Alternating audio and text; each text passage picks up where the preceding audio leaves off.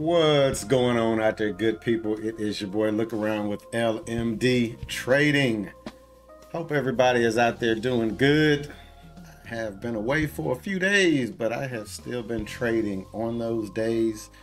Just wasn't able to get videos produced, but we are back at LMD Productions. So figured I'd get this video made today, going over trades that we took today. Actually, I only traded one stock today, JPM, and then we closed out a swing position that I got in early part of January on AA, which was a call play. Finally made the move I was kind of looking for. It was a contract I had out until March to be able to close, but I was kind of happy with the move that it made today, so I went on ahead and closed the position out. But we'll go ahead and get Trader View pulled up and take a look at the trades from today, and then we'll just kind of highlight the trades that were taken I think it was last Thursday and last Wednesday. I didn't do any trading Friday because I was off. Took me a day of leisure. So go ahead and get Thinkorswim pulled up and I'll be right back. All right, so we have Trader View pulled up. Like I said, today we only traded JPM, and I actually should have been done after the first trade. Hit my good target on the first trade, and I continue to trade. And in doing so, ended up giving back profits today. On the first two trades, we were actually up 112 and ended up giving back $60 in profit. So ended up finishing the day up just 2R instead of being up 4R. And that's something that I had discussed in a previous video of over trading leading to underperformance. And today was a good example of that. And then this trade here, I kept looking at it and I'm like, why did I not close this trade out? Because it was flat at 0, but it doesn't say that it's open. It doesn't say that it was open. So then I clicked it and it was a put that I got in at 10:07 at 172 for the contract and got out of it 6 minutes later flat. So that was an interesting one. So I'll be curious to look at that on the charts in Thinkorswim, just to take a look at that, because like I said, that one I found kind of interesting when I went back and looked at it. So one thing I will do, I did have on my list today to watch was American Express, JPM, and LVS. So I'm gonna just pull up my watch list charts real quick just so we can take a look at those. So give me one sec. All right, and like I said, it was a fairly short watch list today on what we were watching. Like I said, we only traded JPM, and as you can see off the open, JPM, it made pretty good moves right there off of the open, and that's where we were able to capitalize on. Let me bring that out a little bit just so we can kind of look at it. Let me do it that way. So like I said, JPM made a nice move early on and then it just kind of faded out. The one that I really wanted to trade was DE, which is John Deere. And if you look, it made a good move off of the open, pulled back. Oh, I'm sorry, because this is pre-market. It opened right about here. but made this good move off of the open. But the only issue with John Deere was that the spread was ridiculous. The spread was like $1.50. So going into the trade, you already dealing with a spread of $150 if it goes the wrong way to get out of the trade. And that is a definite no-no. So even though this thing made a nice move, made an excellent move here, it still was not worth the risk of that huge slippage. Also had LVS, which was Sands. And again, we could see on open, it made a nice move as well. But by then I was pretty much just watching JPM. The SPY did pretty good. Everything kind of moved right around 10 o'clock. So it made a nice move. The Qs made a decent little move at 10 o'clock. Give me 1 second. I am cooking at the same time I'm doing this. And okay, it did. Making some zuppa toscana today in the Instapot. And I guess that was just telling me that the pressure cooker has come up to pressure. But like I said, those were what we were trading today, or what we were looking at. Only traded JPM. And we'll go ahead and take a look at those trades. All right, we have Thinkorswim pulled up. And let me see, we got our charts looking good. Kind of drag that one out, make it a little bigger. And we'll get started. So, like I said, only traded JPM today. And the first trade that we got in was at 942. Let's see, 942, which would have been on that candle there. And I'll go ahead and put the candles on getting out. The first one, we took 3 contracts on this one. And first 2 contracts we got out at 946. So we would have been getting out on this candle. And then the last contract we got out 947 on that candle. So we'll go ahead and mark that. And as you can see, JPM opened strong right at VWAP and made a nice move. And then it kind of rested right here. And we were getting in just as it broke this nice bottoming tail here. Just as the sellers came in, pushed it down, buyer stepped back in and pushed it up, showing strength. We got in just as it broke that candle on the next candle, and we were getting out right here. Probably should have been looking to get out as it was coming up to this area of resistance that we had marked on the chart, because it came right up to resistance and pulled back. So gave back a little bit of unrealized profit, but still made $101 on that trade. So that was a good trade.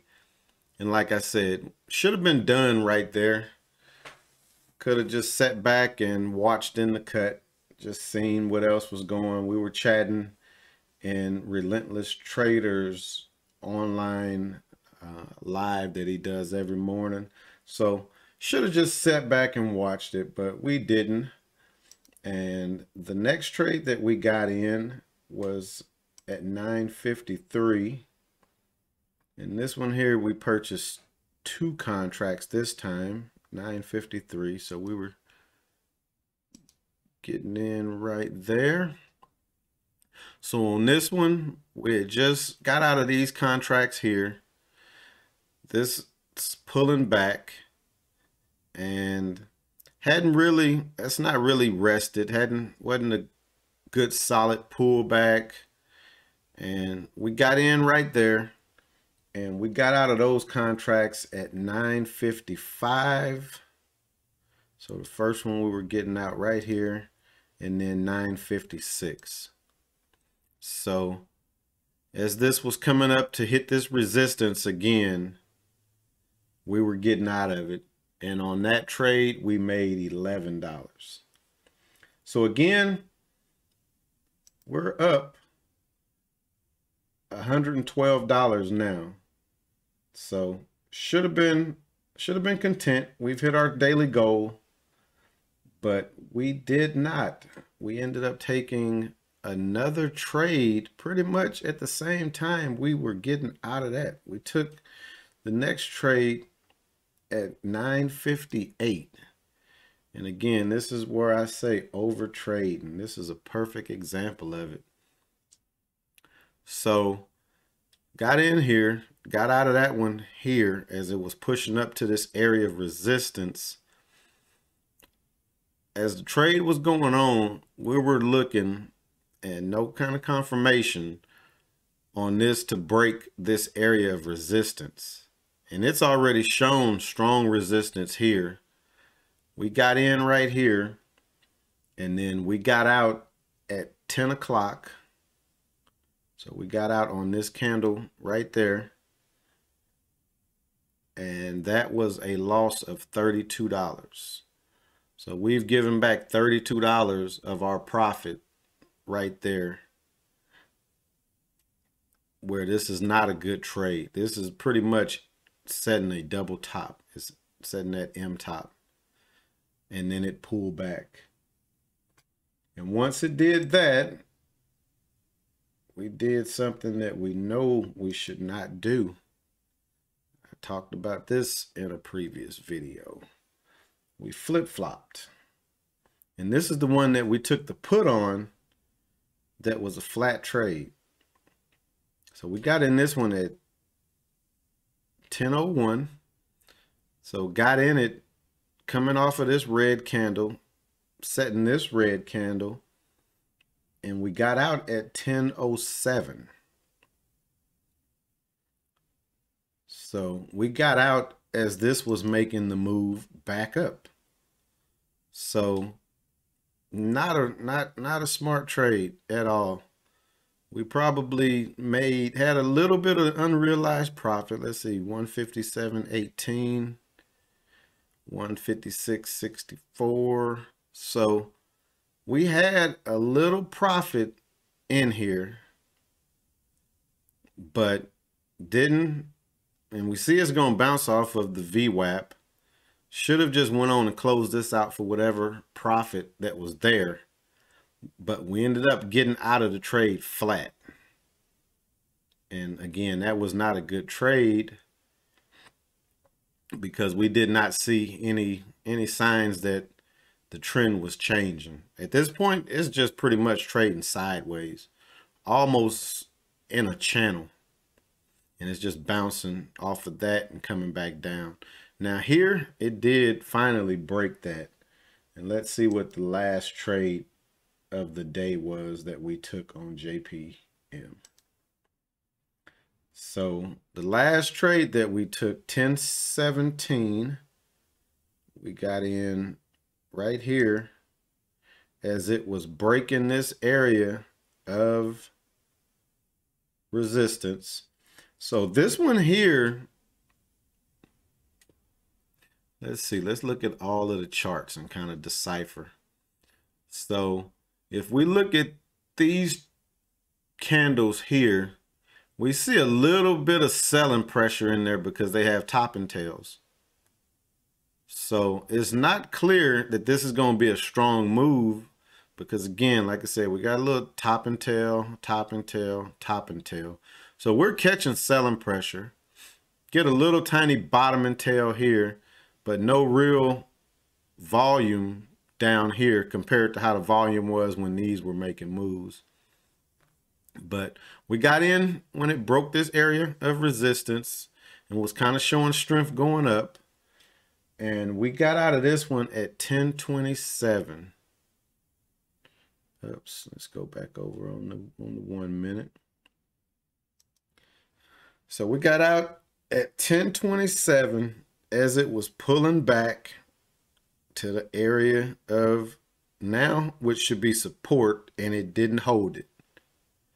So it should have bounced. Buyer should have stepped in.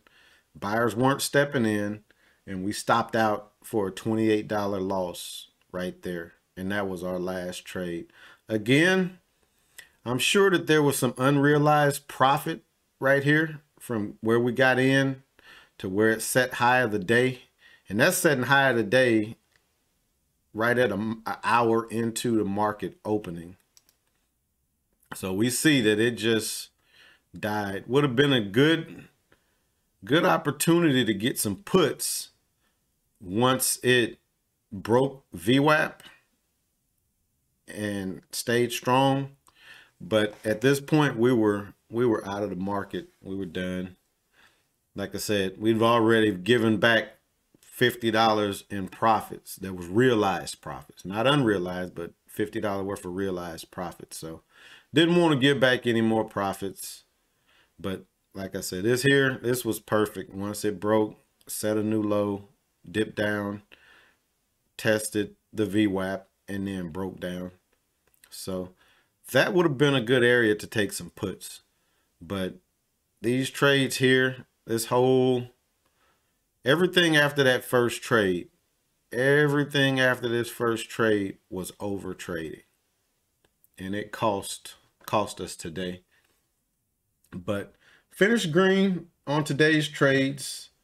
And then, like I said, we did have one swing trade that was open, which was AA. And we'll just take a look at AA's chart today just to see what it did. So AA opened at $65 this morning and made a nice run. And then it pretty much just traded on a nice little trend going up. And let's see where we got out of those trades at, just to see if we were getting out on those good.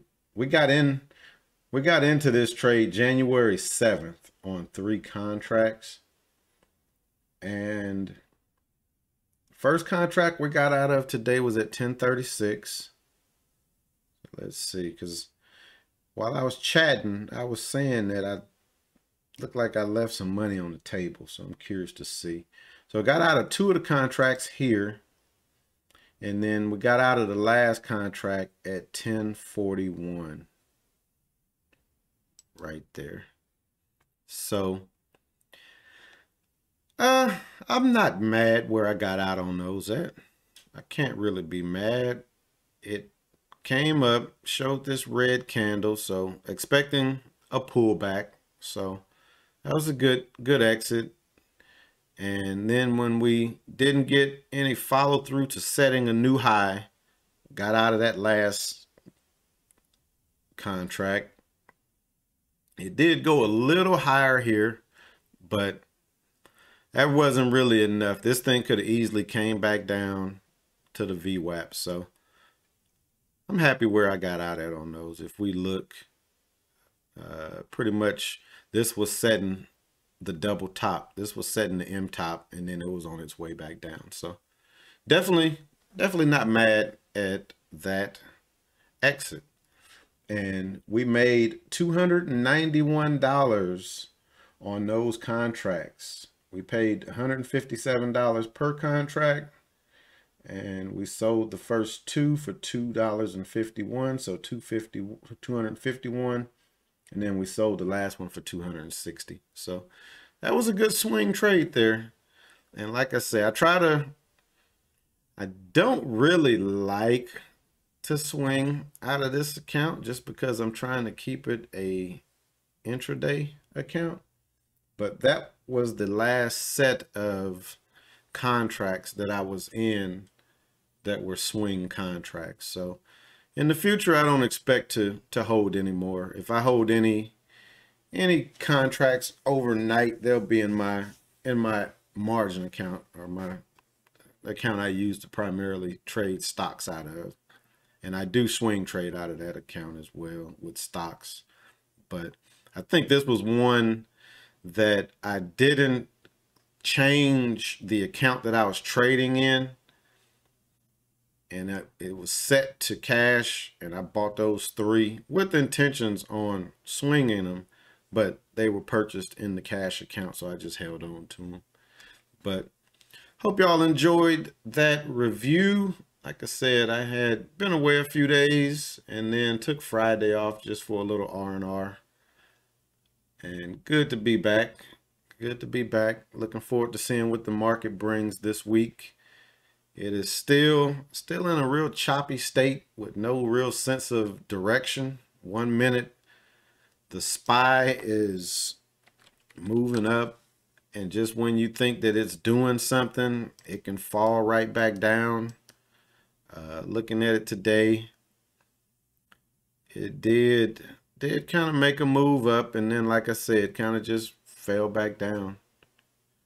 Let's see, looking at the 5 minute, it doesn't really look too bad. Came up, pretty much traded in this channel until it broke it, came back down.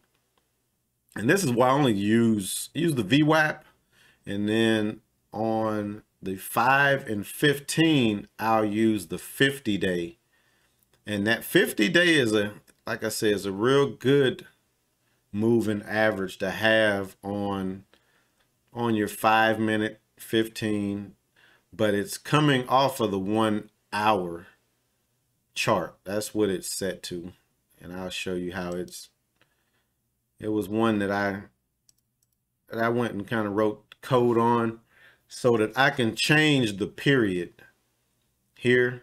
So I use the 1 hour period. It's an exponential moving average, and then it's set to 50-day. But it's a real good moving average to have on your charts, especially if I'm gonna be doing some longer intraday holds or some swing trades. It's a real good time frame to kind of watch. Like I said, usually if it holds the 50, if it comes down, retest and holds the 50, it's usually a good sign that it's going to make that up move. And the SPY and the Qs respect it. So you can see here, once it broke it and held, made a slight move, probably had some resistance over there to the left that pushed it back down, but came here, held strong. So if you didn't have this 50 on your chart and you just had the VWAP, you wouldn't really know why this is kind of not pushing down. And we do see that I did have an area of resistance marked on the chart, which was right there at the 50. But we see that it respected it. It came down, tested the VWAP, came back up, broke it, retested the 50, and then in the day, it was making that move higher. So definitely a moving average that I like to keep on my chart. But I'm gonna go ahead and call this one a day. My soup is in there smelling good. It is chilly here in Florida. Been a cold, dreary day all day. So Zuppa Toscana was on the menu, and that is what is in the Instapot cooking. If you haven't given the video a like, I definitely would appreciate it. If you're not a sub, definitely would appreciate the subscription, just so it can kind of add to the numbers, might help to let other people see the content. And it's all about trying to learn what other people are doing and maybe helping someone else that may need just that extra little touch to their trading plan.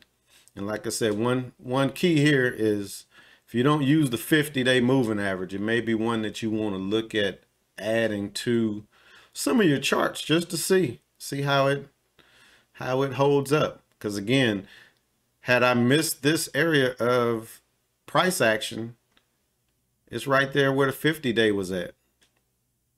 So if I didn't have this area of price action marked out, that 50-day would have told me that it was there.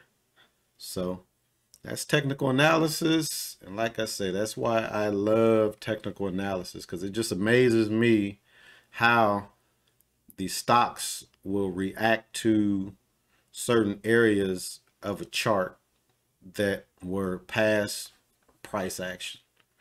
So, all right. Hope y'all have a good evening, day, morning, whatever time it is in your region.